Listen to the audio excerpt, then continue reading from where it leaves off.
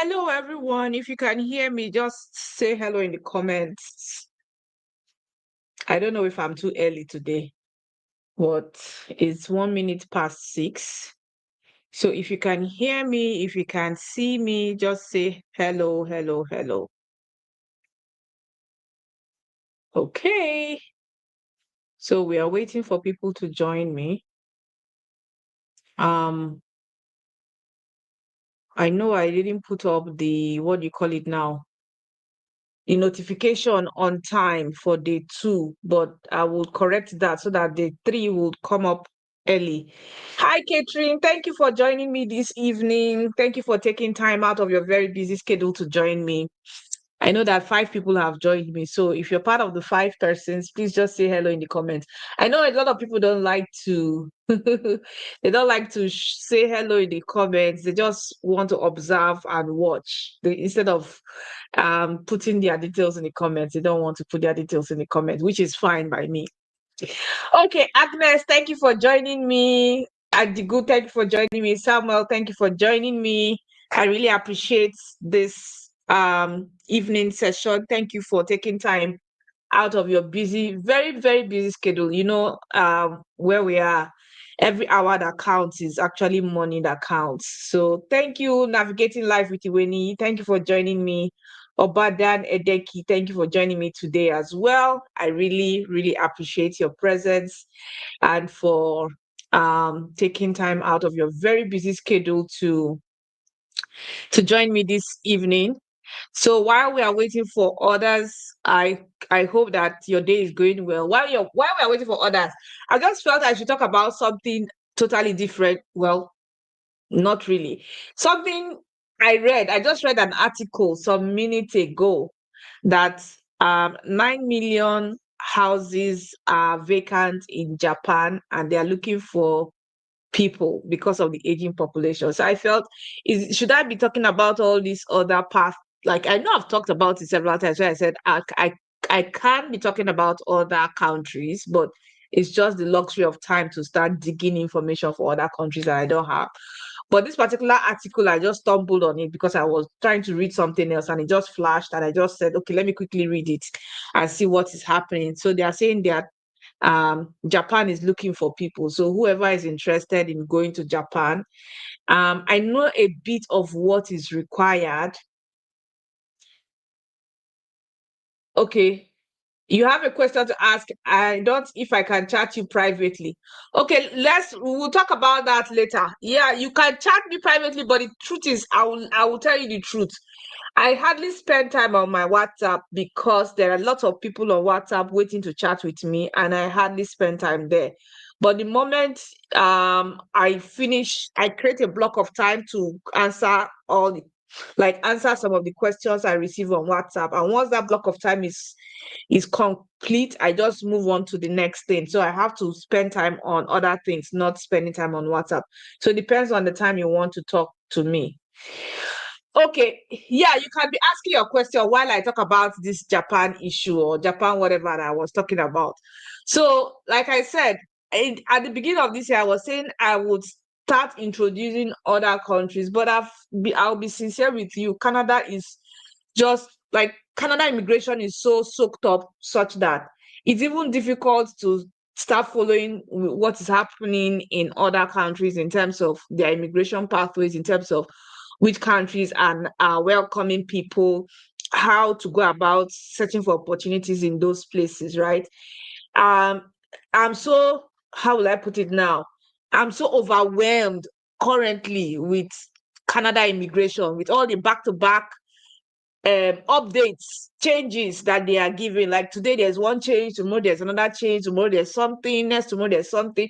So it's so difficult to say, okay, you want to really catch up with what is happening outside Canada, especially when where you are is there are so many things going on, and the people who are here are wanting more information about what is going on so that they can keep up with what is going on. So nobody is left out in terms of um nobody is stuck with their immigration process. Yeah. Okay, so that's that. I just said, let me talk about it briefly. If it's something I know you guys have mentioned that you're interested in, it is just like I said again, the time to create, to dig out the information about those other countries. I even spoke to somebody today. The person was interested in New Zealand, and I know that I have one connection who is also a regulated person, regulated consultant based in Australia and also covers New Zealand. I spoke to him about, is it about 4 or 5 months ago, thereabouts? No, I think last year, not this year. Last year, I spoke to him last year. Then I just moved to New Brunswick, and that was when I had a conversation with him. And since then, I've not been able to follow up. But he is licensed for Australia and New Zealand. And I was even encouraging him that I would invite him to come live with me. But, not everybody likes to show themselves on social media. Some people just like to be behind the scenes, right? So that he's the kind of person, he just wants to be behind the scenes. He doesn't want to show up on social media. But I'll reach out to him again and ask him if he's interested in coming on live with me to talk about immigration to Australia, immigration to New Zealand, and what people should be looking out for. If he agrees, then I'll bring him on my YouTube live. But if he doesn't agree, that means I don't know. I'll be the person to do the talking again. Okay. So um, that being said, I will just go straight to what I said I was going to talk about today. I was just looking out at Ontario, the province of Ontario. If you are here and you're in Ontario, please say hi in the comments because I will dive into Ontario and some other provinces. Somebody left a request yesterday that I should talk about the best province to get provincial nomination. And I touched a bit about it yesterday, but I didn't really go into full details. Okay, Catherine, you're in Ontario. Okay, that's perfect. So before we even started this session, I was looking at on the Ontario Provincial Nomination website. If you see my eyes darting, I'm looking at my other screen. I have about 3 screens in front of me. So this one is for our live session, and then I have 2 other screens. For Ontario, I have been telling people that Ontario is a bit difficult getting provincial nomination. Ontario is a bit tough now, even with the other immigration pathways like the RCIP, that the RCIP communities that have been selected in Ontario. And if you have to position yourself properly, you have to position yourself in either one of those communities that have been selected for the RCIP so that you can use one stone to kill 2 birds, right? Just use one stone to be able to have 2 options.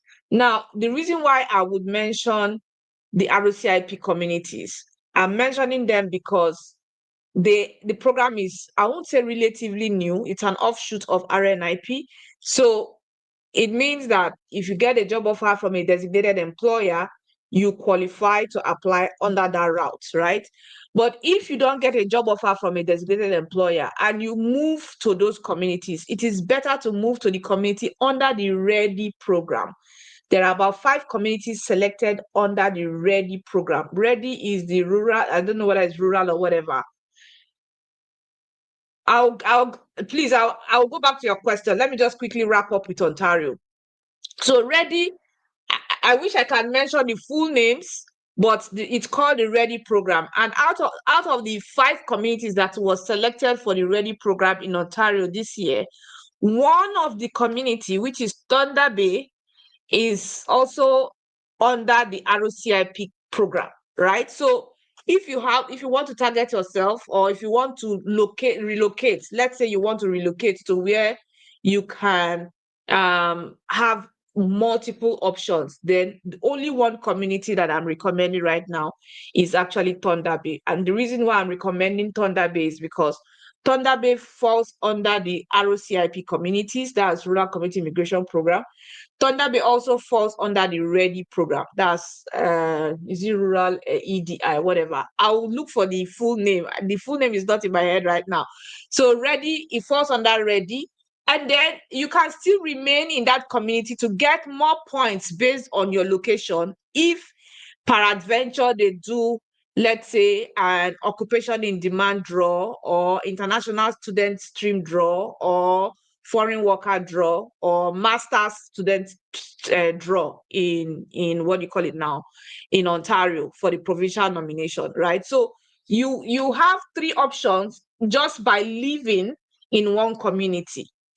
But if you say you're living in Toronto, Mississauga, Hamilton, you don't have enough options because it's point based. And because it is point based, especially for Ontario provincial nomination, because it is point based, you will not get enough points for living in those places. In fact, if you live in the Toronto, that's the GTA area, you're getting 0 points. If you live in Mississauga, you're getting 0 points. If you live in Hamilton, I think you might be getting 3 points.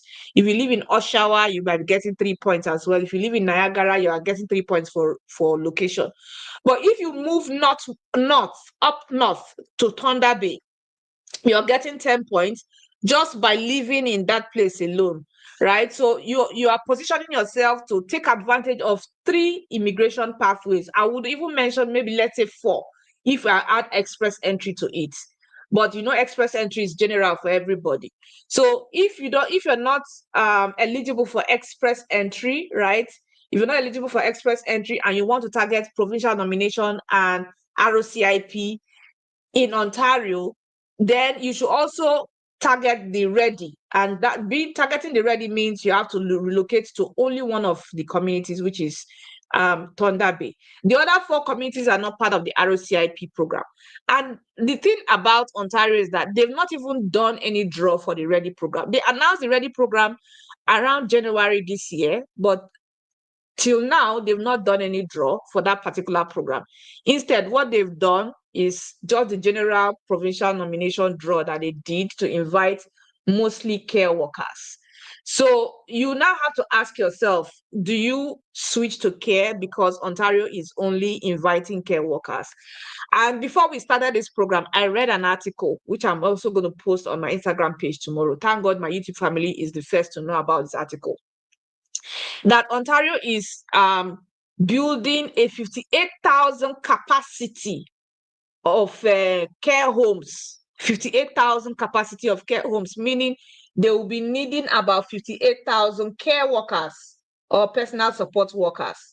Yeah, 58,000 long-term care beds. That's what they said they will be constructing. 58,000, meaning they will be needing 58,000 personal support workers, care workers, everybody in that category.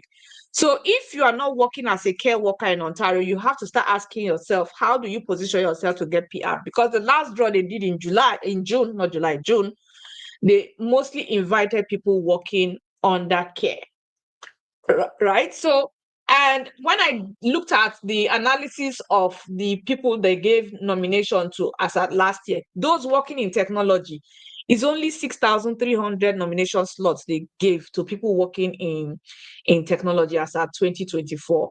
And they gave a lot of slots to people under healthcare and then construction. So if you're in Ontario, you're not working in care, I would recommend you start looking for a care job to do as a part-time, or if possible, you switch it to full-time, just for the purpose of getting your PR. If you don't want to move out of Ontario, that's what I would say. If you don't want to move out of Ontario, try as much as possible to get a care job that you can be working in.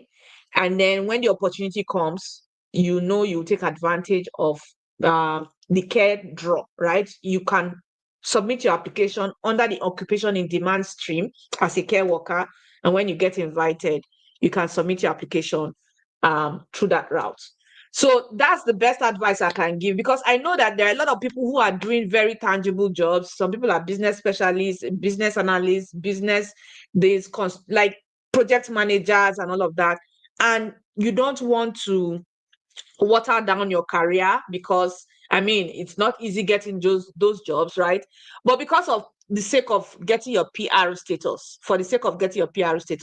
it is better to start working as a care worker, let's say a part-time job. Start doing it part-time.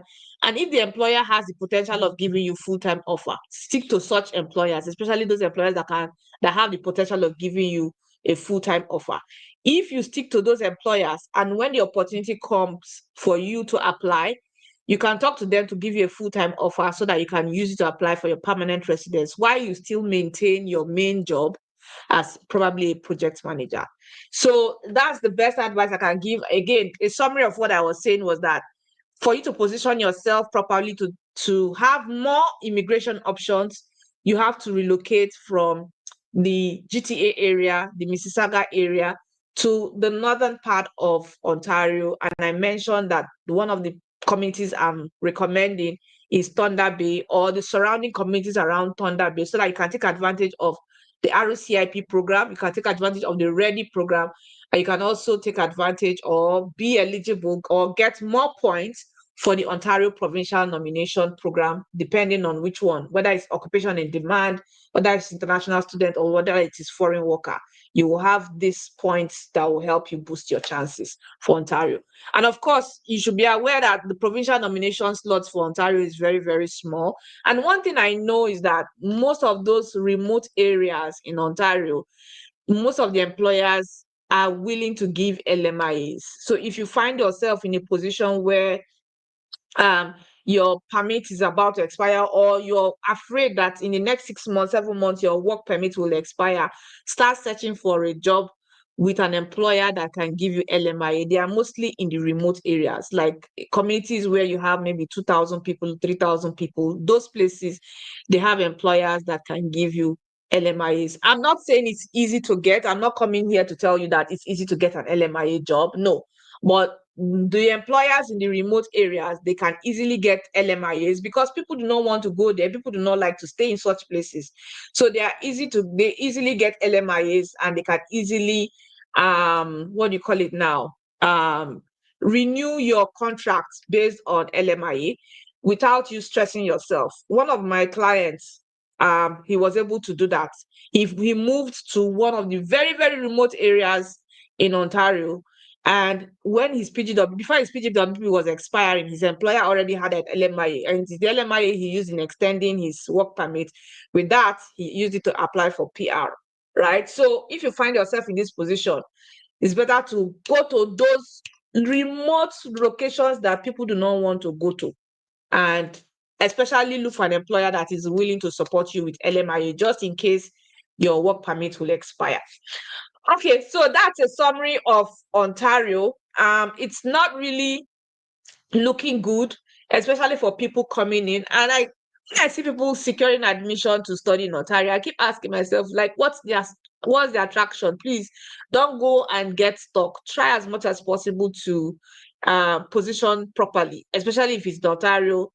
If you're securing admission, if you have people that want to secure admission in Ontario, they should secure admission in the ROCIP communities. ROCIP is for 5 years. It's a pilot program that would last for the next 5 years. And because it's going to last for the next 5 years, it's better to secure admission in those communities so that you can take advantage of that pathway and get your PRO by the time you finish your program. And not look for admissions in locations like Toronto, like Niagara, where there is no pathway to PR except maybe the international student route, or except the, what do you call it now, foreign worker route.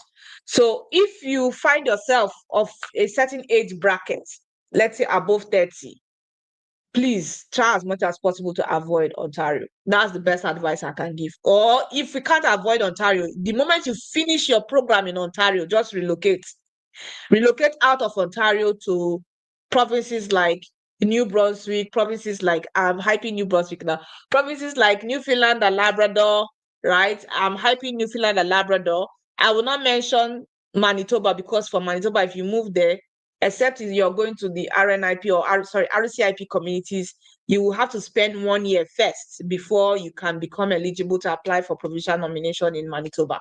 So it's better to just move to where it is easier for you to get PR so you don't get stuck. Okay, so that being said, I will start with the first question on the screen. Submitted EOI skilled worker route because I'm an NB graduate, but I will qualify for NB Express entry next month. You think I should withdraw the EOI originally submitted and wait? Okay, for skilled worker routes, because you're an NB graduate, but qualify for NB Express entry. So if they have not done the skilled worker draw for this month, right? If they've not done any draw, just leave it.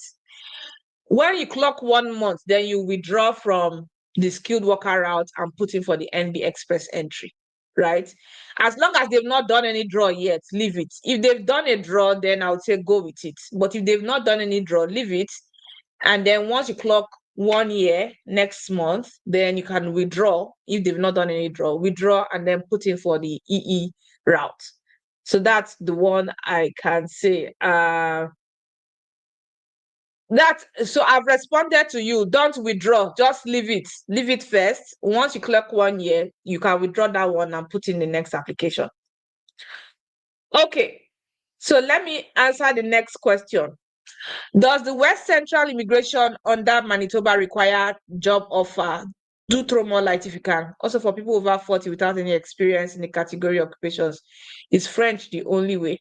Okay, so the West Central Immigration, they put job offer there if available. They didn't say it is compulsory. They said if available. That's what they said, right? But I usually recommend people to go ahead and search for job opportunities. If you even go to the website to search for jobs, you will see a lot of admin jobs, you see accounting jobs, you see educational jobs, that is educational support, educational assistant jobs. You would see agriculture jobs. You see lots of jobs on that website. You will hardly see support worker or care worker job on that website. So go ahead and search for job opportunities in any of the small communities under the West Central. And then if you're able to secure a job offer, then you can add that. But they didn't say it is a compulsory requirement. If you don't have a job offer, you can still submit your application. But if you have a job offer, it's an added bonus or even places you at a better advantage of being selected. Okay. So that being said, I also need to mention this. Anybody anywhere in the world, whether you're in Canada, whether you're outside Canada, you can take advantage of the West Central Immigration Program because it's open for everybody, both in and outside Canada. It's just that they currently put it on pause and they said they were going to open by fall this year. Fall should be around September, October. So you should be watching out for the website when they finally open again to take in a new set of people. Okay. Hi, Vivian from Stony Plain. Where is Stony Plain? Please remind me. I think Stony Plain should be in Alberta. I think so. Stony Plain, that name sounds either Stony Plain is in Alberta or Manitoba. I can't remember. I know they have all these funny names. Okay, so let me move on to the next question. Okay, I think I didn't answer part of the part of the other question that I responded to. It says for people over 40 without any experience in the category occupations, is French the only way? Yes. If you don't have experience in any of the category occupations, then you learn French or you get experience. Minimum 6 months work experience, just minimum. Look for a job offer within those category-based occupations and then get 6 months work experience and you are good to go. If you get 6 months work experience, I will still say go ahead and do French to add to it because, express entry has to do with comprehensive ranking score. And if your comprehensive ranking score is very low, it means that you will not be selected even if your occupation is in the category-based selection.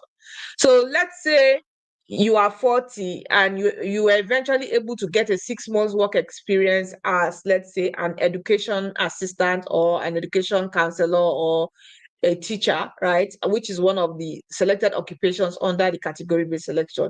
And you create your express entry profile. Let's say you have a master's.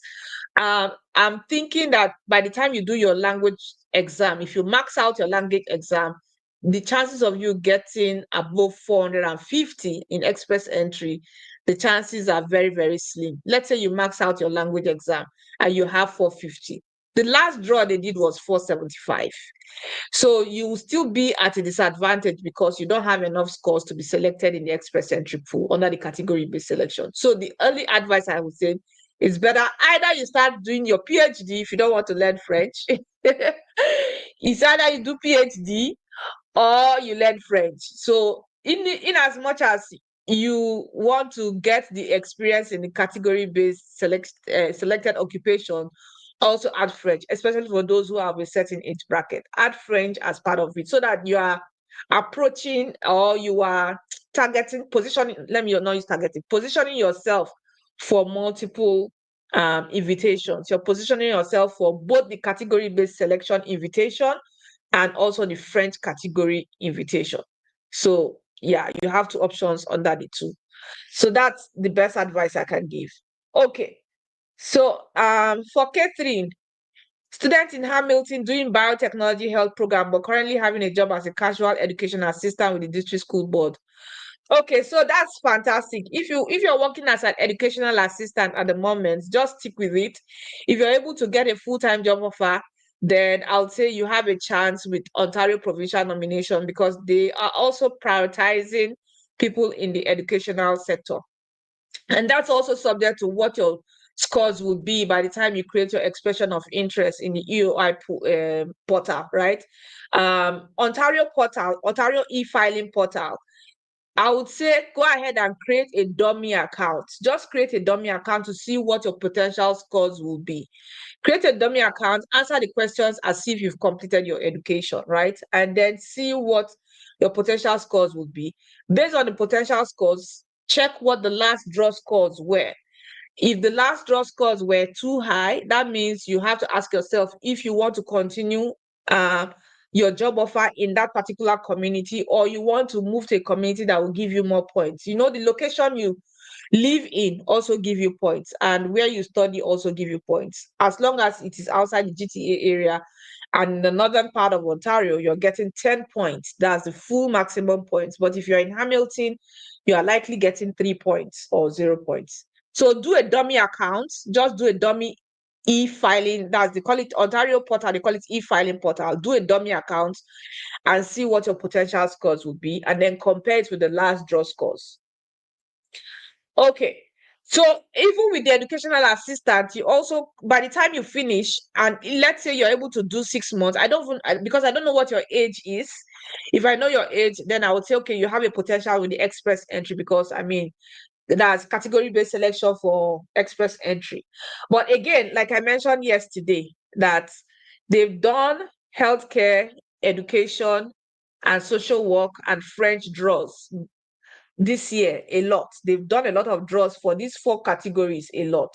The remaining categories like STEM and trades and agriculture, they've not done any draw.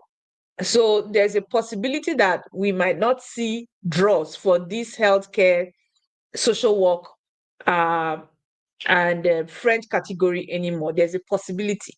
If they do another draw that selects this group of people, is fine. But if they don't, I don't know what will to be.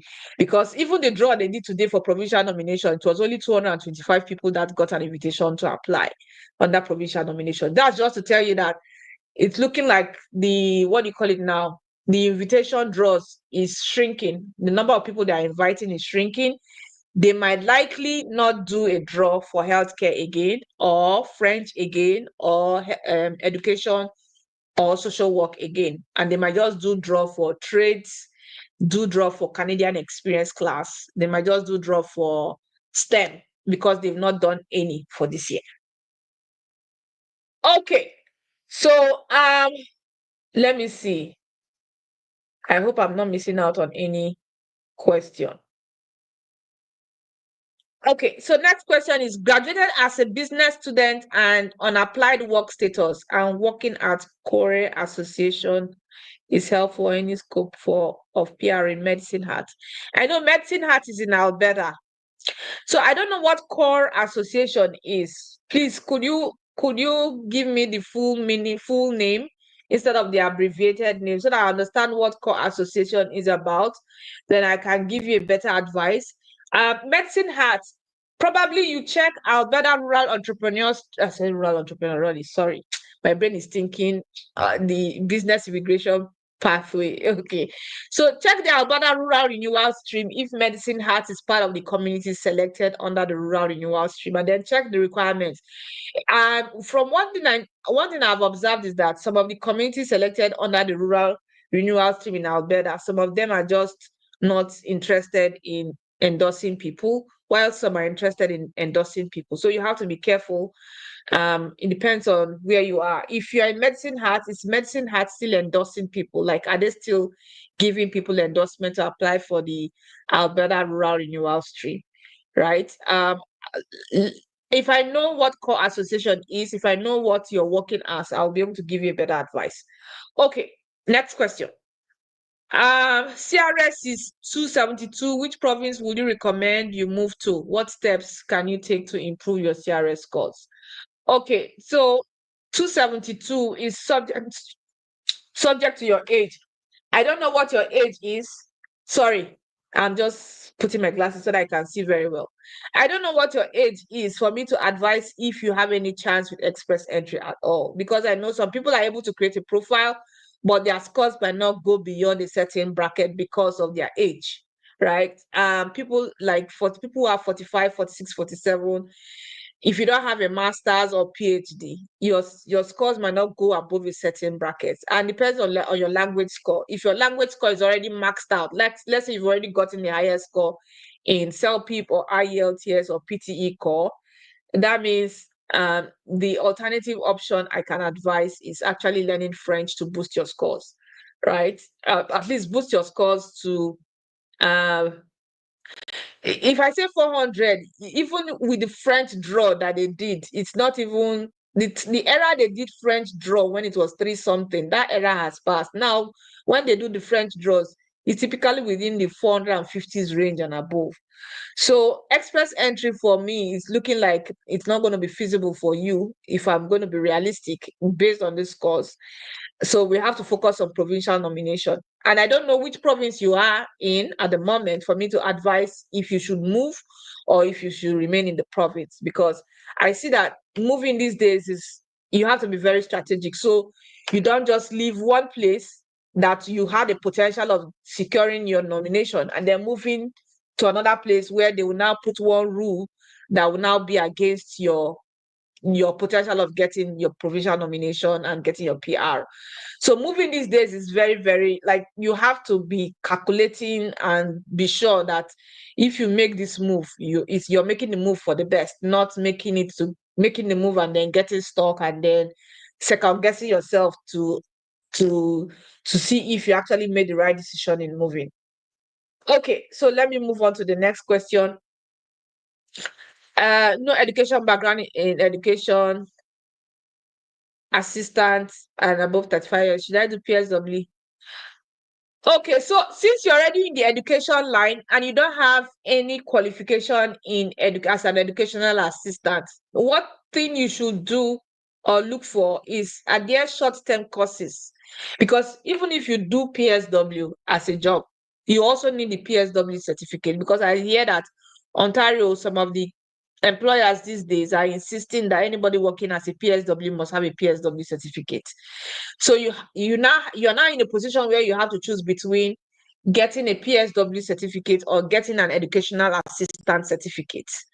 And in most cases, it's actually private career colleges that can accelerate getting either PSW certificate or educational assistant certificate within the shortest possible time. So you have to decide, do you want to switch completely to healthcare and do a PSW? That means you need a PSW certificate. Or do you want to maintain your educational assistant role and then get an educational assistant qualification to support your work experience? So you have to decide between the two, because at the end of the day, you need certificates. If you choose PSW, you need a certificate. If you choose educational assistant, you need a certificate as well. Okay. So I'll move on to the next. Thank you so much. Thank you so much, Jajamu. Thank you for being part of this session. I really appreciate this. I really, really, really, really appreciate this.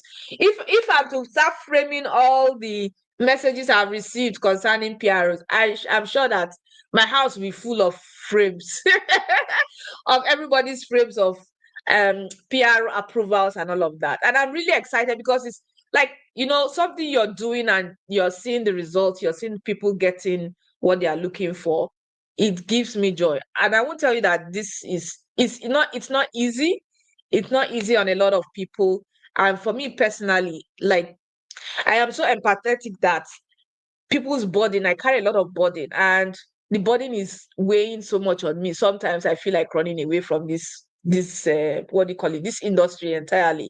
Once it weighs so much on me, I just feel like, oh God, I don't know, I'm so tired. I just want to run away from this thing, because when people are going through a lot, somehow it impacts me. So if I see people not getting their status and they're having issues, complex issues, it also impacts me as well. So when I see successes like this, I'm also very happy that at least someone is not struggling. At least one person is free, compared to the number of people that I can see that they have issues, and it's complex and complex, getting more complex every day. So those things, they really bother me a lot. But when I see these kind of messages, I'm really glad that at least there's light at the end of the tunnel. Okay, so I'll move on to the next. Extending work permit to the CLB5, is it still the same as the French mobility program? Yes, that's what I said yesterday. It's the same as the French mobility program, right? The French mobility program requires anybody who has French language skills of CLB5 in French, with a job offer, to apply for work permit without LMIA. It's an LMIA exempt program, right? So because it's LMIA exempt, anybody who has the requirement or meets the requirement, all you need to do is tell your employer. Your employer has to apply for the LMIA exemption. I mentioned this thing yesterday. The employer has to apply for the LMIA exemption and pay the LMIA exemption fee. Normally, if the employer is applying for LMIA, the employer is paying 1,000 Canadian dollars for LMIA, and the employer has to go through the process of advertising the job first for 1 month or 2 months in the different websites, including Job Bank, right? And convincing ESDC, that's Service Canada, that there is no Canadian that is eligible to take the job. And before ESDC will now approve the LMI, it can take up to 7 months. So advertising the job alone takes 2 months. That's the LMIA process I'm telling you now. Advertising job alone is 2 months. Applying to ESDC for LMIA takes about 5 to 6 months or 7 months. And also dependent on where the job is located, right? So because RCC brought out something we call oh gosh, why am I forgetting this name now? There's a name it is called. So it is based on the unemployment rate of the location where the job is. And that is what they use in deciding whether they will approve LMIA or not approve LMIA. So the unemployment, let me give an example. So the unemployment, let's say the unemployment rate of Fredericton. Fredericton is the capital of New Brunswick. Let's say the unemployment rate of Fredericton is 7% this month of August, right? And you have an employer that wants to give you an LMIA or wants to apply for an LMIA. What ESDC will look out for is the unemployment rate of Fredericton. If the unemployment rate is above 6%, they will not approve the LMIA. But if the unemployment rate is below 6%, they will approve the LMIA. So I gave an example of Fredericton, and I said if the unemployment rate of Fredericton is 7% and the employer is in Fredericton and the job offer that they want to give to you is located in Fredericton, ESDC will not approve it because the unemployment rate of Fredericton is 7%. Whereas the benchmark, they said, they typically release the benchmark. The benchmark they have set out for Fredericton is 6%. So anything above 6%, they will not approve the LMI. So you see the process of trying to get LMI, which a lot of employers, they shy away from that because it's cumbersome, it's stressful. It's stressful for a lot of employers.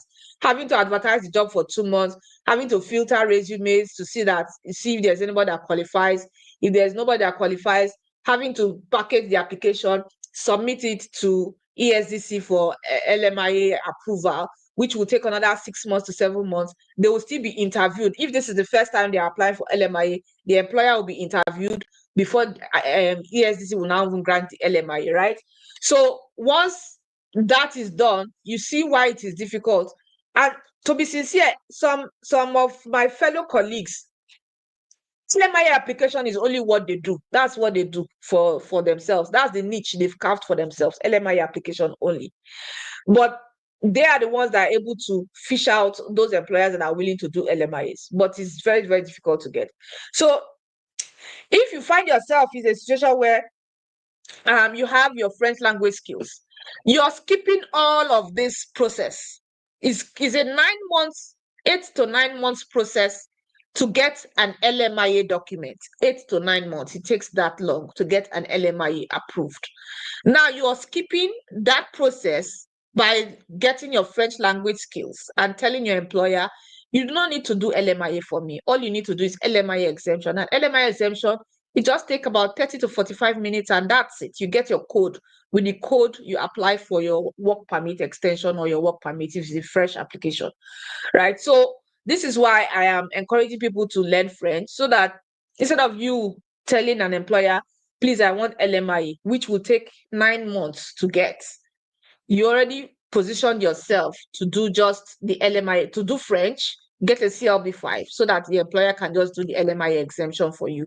And the LMIA exemption typically does not need any, what do you call it now? Any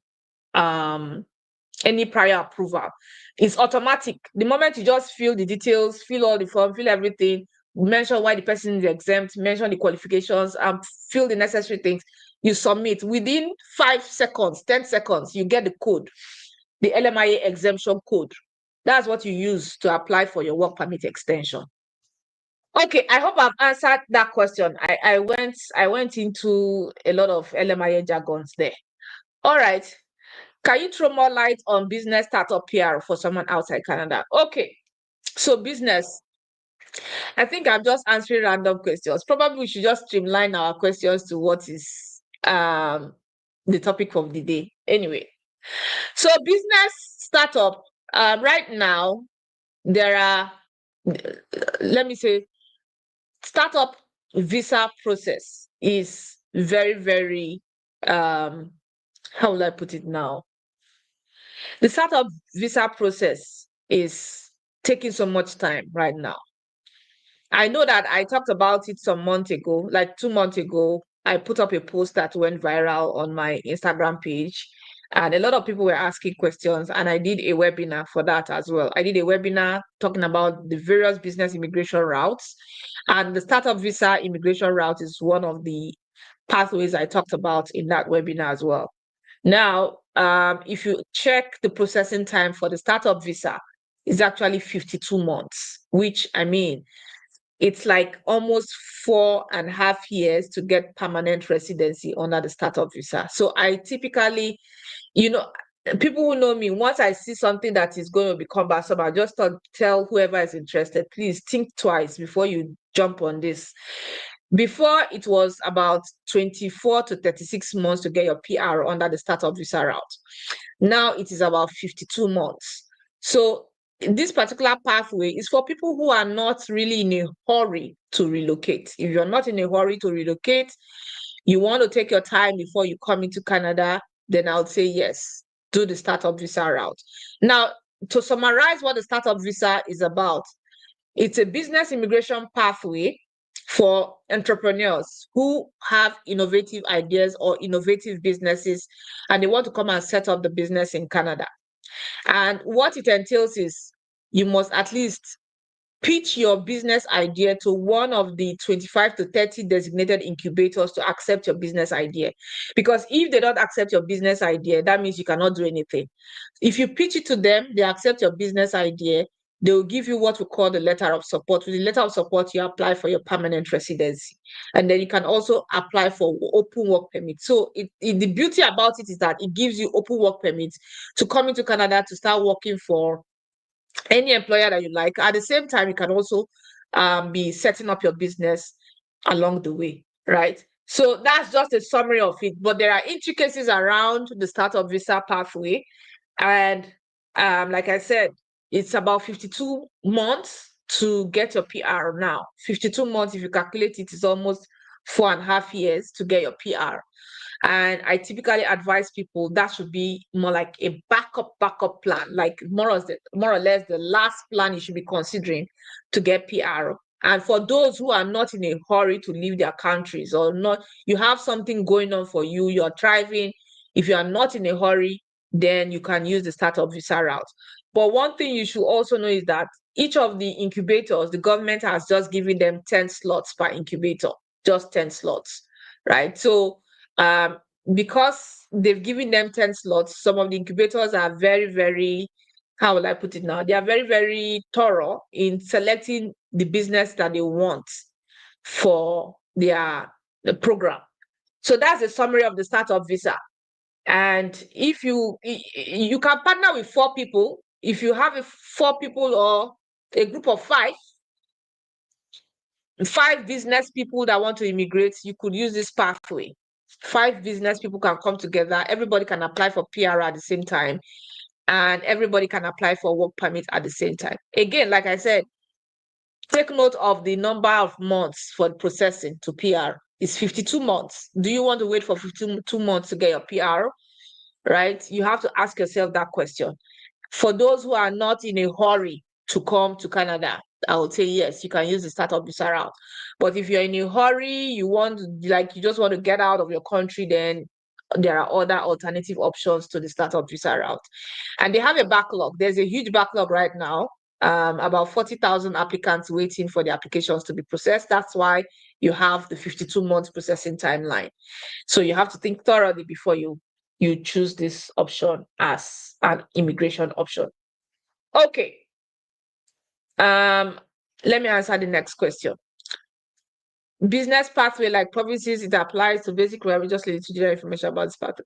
So I just talked about the startup visa pathway, which is the only federal immigration program where you can live anywhere in Canada. All you need is an innovative business idea backed up by technology, right? If you have a tech-based business, you're providing an artificial intelligence solution. AI is now in the in thing. Everybody's talking about AI. So if you have a business that AI is providing a solution for that is globally scalable, like you can duplicate what you're doing anywhere in the world, then this pathway is for you. They are looking for you. All you need to do is prepare your business plan. But before you prepare your business plan, you have to do a market research. Do your market research, prepare your business plan, submit your business plan to designated incubators. They will invite you for interview where you can talk about your business. Some of the incubators, they are looking for businesses that are already established, while some are just looking for ideas. So that's a summary of the startup visa pathway. The other business immigration is tied to provinces, each province. We have Alberta that has its own. We have Manitoba that has its own. Alberta, we have the foreign graduate entrepreneur stream, which I did a post. That was the one I was referring to. $50,000 is the minimum investment amount for foreign graduate entrepreneurs for Alberta.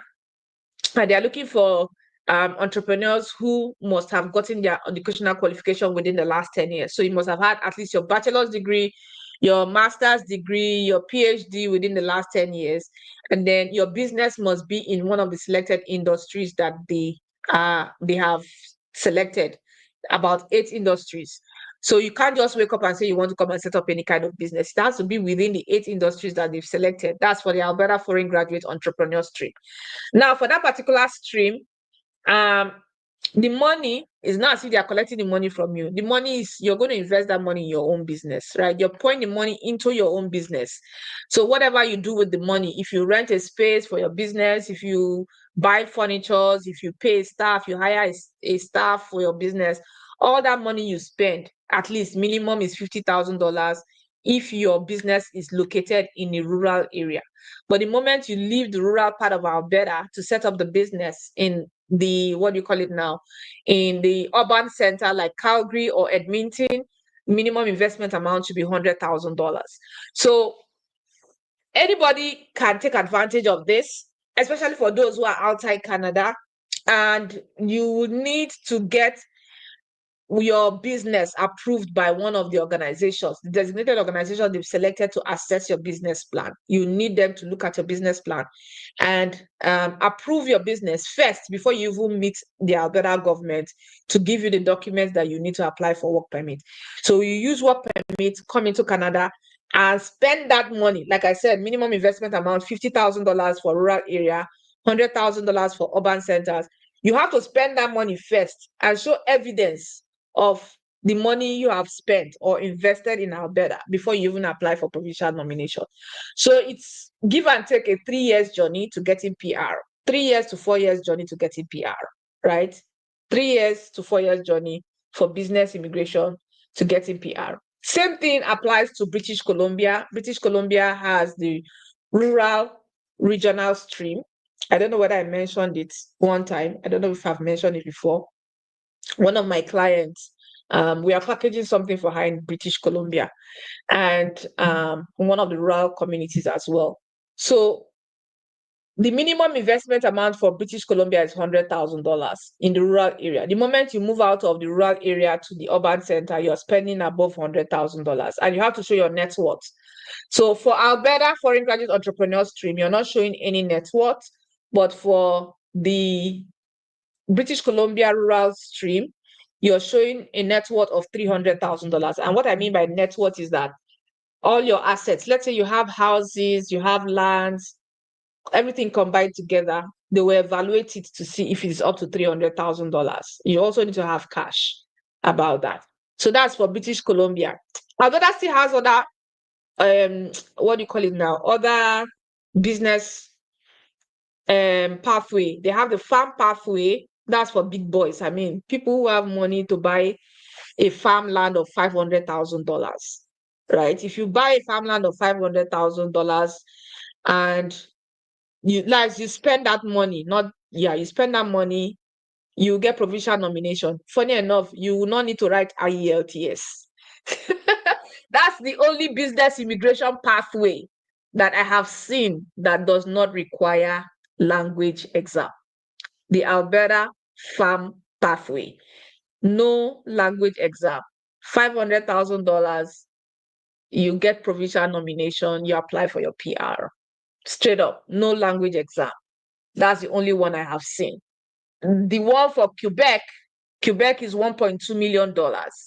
And for that one, in fact, I feel that the one for Quebec is even better in the sense that Quebec will hold your money for 5 years. They will use it to do whatever they want to do, and then they will give you back your $1.2 million back. But if you use inflation and all of that, by that time, by 5 years' time, the money has lost its value, right? So that's the disadvantage of Quebec. But the good part is that you are getting $1 million back, and the government is taking $200,000. So it's more like you getting your PR for just $200,000 in Quebec. And they still require language exam. But Alberta Farm Pathway, no IELTS is required. They just want to see that you can speak a level of English, and that's it. Which other business? If I sit here today, we will not leave business immigration. So let me try to answer other questions. Sorry, I just have to answer other questions. There are other business immigration pathways, like New Brunswick has its own. Prince Edward Island, Halifax and British Columbia, they have $100,000 worth of business investment. While the list is actually Alberta, which is the foreign graduate entrepreneur one, which is $50,000. The startup visa one, there's no money tied to it, but the incubators, they charge money. I didn't even mention that the incubators charge money. So this is not business. This is more like a general session. So I'll just give a summary. I've given a summary. Okay, so which one again? Okay, so this is the one I answered.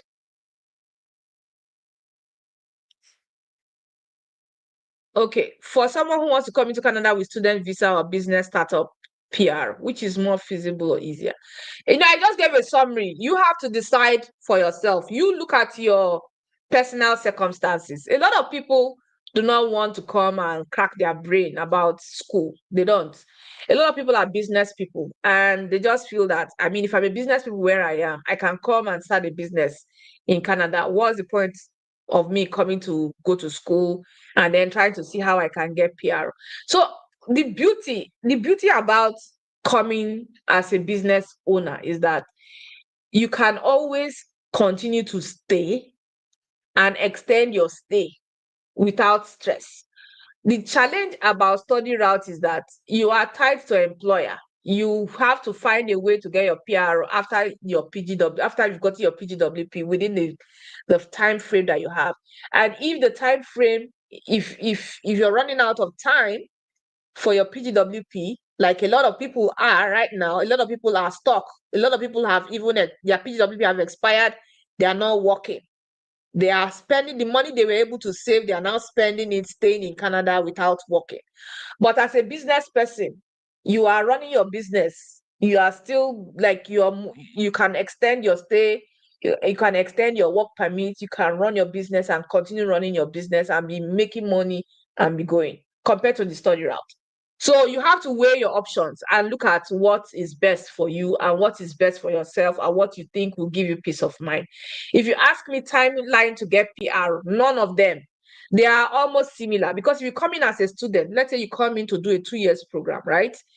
After the 2 years program, you will still do PGWP.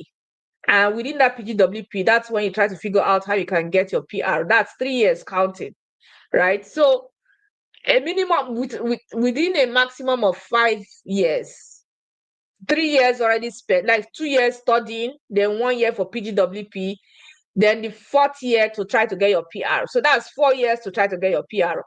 Same thing with business. You come in as a business owner, maybe under business immigration, you have to spend 1 year, especially for most of the business immigration route, apart from one, which I'm not going to mention now, because if I start mentioning it, I'll still have to go into details again. So for business immigration, you're only spending 1 year to invest the money that the province is asking you to invest. For British Columbia, they say 100,000. From Alberta, minimum 50,000, especially if it is under the foreign graduate entrepreneur stream. And I mentioned the rules around it. You must have graduated within the last 10 years, right? So if you, let's say you do BC entrepreneur stream, you spend 1 year, just 1 year, investing the money they said you should invest, which is the $100,000. After that, you apply for your nomination, you get your nomination, you apply for PR, right? Let's say within 1.5 years, you've applied for your PR, compared to somebody who came in to study a 2 years program. I'm using 2 years hypothetically because these days, 1 year program is a risk if you are not positioning yourself well in a province that you can get your PR as fast as possible. So that's why I said 2 years. Or let's say, okay, you do a 1 year program. You do a 1 year program and then you now have 1 year to try to get your PR. The business person who came under the British Columbia entrepreneur stream, at the 1.5 year mark, the person has gotten nomination to apply for permanent residence. That one is a pathway on its own. The competition on that route is not much compared to the competition on the student route, because the competition on the student route is tied to a job offer. It's also tied to the employer endorsing you or giving you an approval letter, right? And if the student is not getting these things, that means the student is just working. Before you know what's happening, PGWP has expired. Meanwhile, the business owner is running his business, and before you know what's happening, the business owner has gotten his PR. So you have to weigh these options. Like I said, weigh it. Not everybody has money. Not everybody has $100,000 to invest in a business immigration. Same thing, not everybody has the capacity, the mental capacity to go to school. So you have to weigh the options. If you fall into the category of people that have the money, you have the $100,000 to invest, you don't have the capacity to go to school, then fine. But if you feel that it's too much of a risk to come and invest $100,000 in British Columbia or whatever, you want to go to school, fine. Everything is dependent on you. I'll just give you the options. You will be the one to sleep on it and decide which one you think is better for you. Okay. All right. 46 years old, political science. I have trade test certificate as a baker, worked as a barrister at Abu Dhabi for 4 years, IELTS band 6, currently driving commercial bus, OND computer science. Okay, so I don't know which option I would recommend for you, except to search for jobs in the rural communities under the Rural Community Immigration Program or the Atlantic Immigration Program. Those are the options I can recommend. Searching for jobs based on your skills. Search for job as a barrister. Search for job as a baker. there are provinces that are looking for bakers. Search for jobs as a baker. There's one of my community member that she got an LMIA job offer as a baker. But I mean, she didn't get it from outside. She had to come in to source for the employer, scouted for the employer, got the employer before she got the LMIA. So if you can search for such opportunities, especially in rural areas, then I would say fine. Target your job search in rural areas. And then position yourself, especially rural areas that have a PR pathway. Because I mean, if they don't have a PR pathway, it's good as you just coming as a temporary resident and not having a way to get your PR. Okay, so my time is already up. I'll just give 4 more minutes. It's already 1 minute past the time. I'll just give 4 more minutes to see if I can answer some other questions. Which route? Sorry, your question is not clear enough for me to answer. Okay, private group. I won't lie to you. The group that I created, I'll tell you the truth. Me, I don't know how to lie. The group that I created, I've not been consistent there. Like I created that group to give first-hand information, but a lot of I still have a lot of clients that I'm handling, and I've not really had the time to even do a video or have a meeting with that group. So that's my challenge in creating groups, because if I create a group, I'll still have that obligation to um, provide information and do meetings, hold meetings with the group will still be there. So that's why I said, instead of creating group, let me just come on YouTube when I know that everybody will have access to the information, right? It's difficult. I have a lot on my hand already. I have people dragging me, oh, you've not done this. Even with this YouTube live that I'm doing, I know somebody will say, you've not done my work. You're not done my work, you're doing YouTube live. So you see my problem, that I have too many things that I'm doing. So some things are suffering, some are not suffering. So that's why I'm like, it's better for me to just do YouTube and everybody have access to the information. Now, for me to have a private group that I will not be consistent in, right? If I have a private group, I will not be consistent in it. And this me being sincere with you. I don't want to tell you, yes, there's a private group, you join in and nothing is happening. There is. Nothing is happening there. That's just the truth, because I've not had the time to go there to hold any sessions. Okay, so when next French draw will happen? Why is French draw not happening often as before?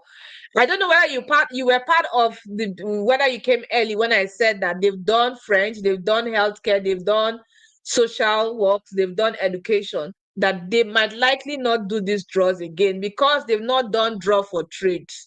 They've not done draw for STEM, they've not done draw for agriculture.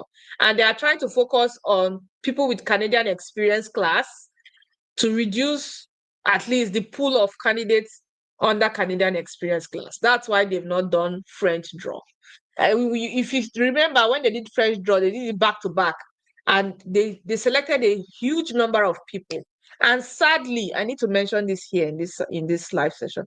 Sadly, a lot of people packaged French results. Please, my people, I'm begging you in God's name. If anybody tells you that they can package it, please run away from those people. They are just messing your immigration dreams up. I have received a lot of people who are crying that their immigration dreams have been messed up because they were misled. So please, please, please, I'm begging you in God's name. If anybody tells you they can package French, I don't want to use the word. If they tell you they can package French, I know you understand what I'm trying to say. If they tell you that they can package French, please run away from these people. Run away, just run away from them. They'll tell you, oh, nothing will happen. They have the connection, blah, blah, blah. Please run away from this group of people that are telling you lies. They're just after their pockets. Once they line their pockets, they do rubbish. It is you that will bear the brunt because it's your name that will appear. I've received a lot of documents that I just fold my hands. And when they tell me the monies they spent, I just fold my hands and like, for God's sake, that money you would have just used it to go and sit down in France for 6 months and you will learn the French, or sit down in Togo or Cotonou. And Cotonou is even too close. Just go and sit down in Togo for 6 months. You will learn and speak the French by force. Instead of giving somebody that money and then something now happens at the end of the day. So please run away from such people that are packaging those things. They are not doing you well. And I'm telling you the truth. I'm begging you in God's name. Okay, so let me answer this last question before I run off. Let me answer this last question. ADRO for updated employment letter and last for pay stubs on PR. I have two jobs, first as full-time and second as part-time. But both employment letters stated job as 40 hours full-time. Okay, so uh and last four pay stubs on PR, first as full-time, second as part-time. Now,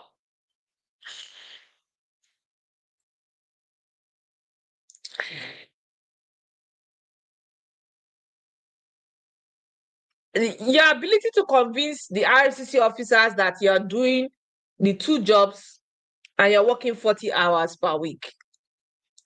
And it depends on the job as well. There are some jobs that you cannot claim. There are some jobs you can actually claim that, especially people who are working remotely and people who are working shift, right? There are some jobs where you can claim that, yes, this is my part-time job, but I'm actually working 40 hours per week. I go to my full-time job in the morning from 9 to 5, and then from 7 p.m. to 7 a.m. in the morning, I do my night shift job in another company. It's possible, especially if the company can substantiate that fact, right? So if you are they've asked for additional documents and both employers are saying you work 40 hours per week, if they call the employers, will the employers be able to say yes, it is true that you work 40 hours per week? Because they are going to call the employers, or they will search for the employer's details on the letter that you provide and call the particular employer to confirm that. They will also check your pay stubs. I don't know where you are. If you're in Canada, most pay stubs show the hours you work on your pay slips. If you're outside Canada, I don't know how it works where you are. But bottom line is, they would want to call the employer to confirm. And if they still suspect that you're not telling them the truth, they might not even proceed. They might even refuse the application, because there are some, how will I put it now? There are some applications that are just glaring that this person is just packaging. There are some applications or some documents you send to the visa officers, they just know that this person is actually packaging and packaging, right? So you have to be very careful. If yes, you are working 40 hours on both jobs, your full-time job and your part-time job, then your employer should substantiate that and say, yes, you work 40 hours. You can also provide an additional letter of explanation mentioning the hours, how you do your two jobs. Your full-time job, if you work 9 to 5, and then your part-time job, if you work from 7 p.m. to 7 a.m. in the morning. I don't know. I'm just mentioning the hours. Bottom line is, your letter of reference from your employer should be specific, should mention, okay, this is the hours where you work from so time to so time. And like I mentioned, if you are in Canada, your pay stubs actually carries the hours you work. And from your pay stubs, they will calculate the hours to see if you actually work that 40 hours per week. So if you're submitting your pay stubs, if you're already in Canada, you're submitting your pay stubs, go and look at your pay slips and check the hours on your pay slips. Because if they ask to provide the last 4 pay slips, they really want to calculate the hours itself, if it's actually up to 40 hours per week. If you're in Canada, if you're outside Canada, I can't really say. So I don't really know. I'm just giving you this general answer based on what you told me. I don't have the details. So it's left for you to do this. Okay, so I feel that this is the last question I should take. It's already 10 minutes past the time. I want to appreciate everybody for joining me. Sorry if I didn't answer all of your questions today. I'm so sorry. Tomorrow is another day. It's a 25 days August special. So day 2 is down. We have 23 days to go. I'm asking God for strength. I have a lot on my plate, but I've just told myself I have to do this. I have to do this. I have to do this, and I need to do it. Just like the one I did in December. So this is more like another version of the December one I did, back to back. immigration content. I'm so sorry if I haven't taken your question for today. Tomorrow is another day. Until the end of this month, every day I'll be coming on live, same time, 6 p.m. to 7 p.m. Please ask your friends to join us. And those who have burning questions that they feel they want to ask, they should join on the live session. If you want a one-on-one session, just one-on-one for yourself to tell your story, you don't want everybody, the public, to know your story, then you can book. I also have the August special offer, which I did give a very good discount. Like in the industry, if you go and check everybody, nobody's offering what I'm actually giving out right now for this month of August, because this is my special month. It's the month of my birth. It's the month of my husband's birth. It's the month of our marriage anniversary. It's the month I landed in Canada. So it's a 4-in-1 celebration, which is making me do this August special offer. And August children, we are unique. Oh. Is there any August born in this group? Let us celebrate ourselves. August children, we are very, very unique. Everybody is unique. I celebrate everybody. Everybody is unique. But August is special. Special. Summer months. Okay, so I'm sorry if I didn't answer your questions for today. I'll try to see if I can extract the questions from this session and then try to answer them once I start tomorrow's session. Okay. If someone wants to handle their study permit, there's a refusal to apply. Yeah, I handle all types of applications. So probably a lot of people keep asking, what do you do? Is it only talk you talk? No, I handle applications, all types of applications, except refugee and asylum, because I don't have the license for that. And I don't think I have the mental strength to go through refugee stories. I already carry enough body of people, not to add refugee and asylum seekers stories to my plate. That's why I don't have the license. Right. So that's the only area I don't cover. But every other type of immigration, if it's business immigration, call me, I am there. PRO, all types of applications, study permit, visa, like all types of applications, I handle all of them except refugee and asylum. I don't have capacity for that. That's why I cannot do that. Okay, so thank you so much once again for joining me. Igwe Doris, please send me an email. Let me put my email in the comment section so that we can take it from there. I'm putting it hello@caninfoconsult.com. And I will try to extract some of the questions I wasn't able to answer in this session so that I can take it up for tomorrow's session. Tomorrow we are starting the same time, 6 p.m. Atlantic time zone to 7 p.m. And then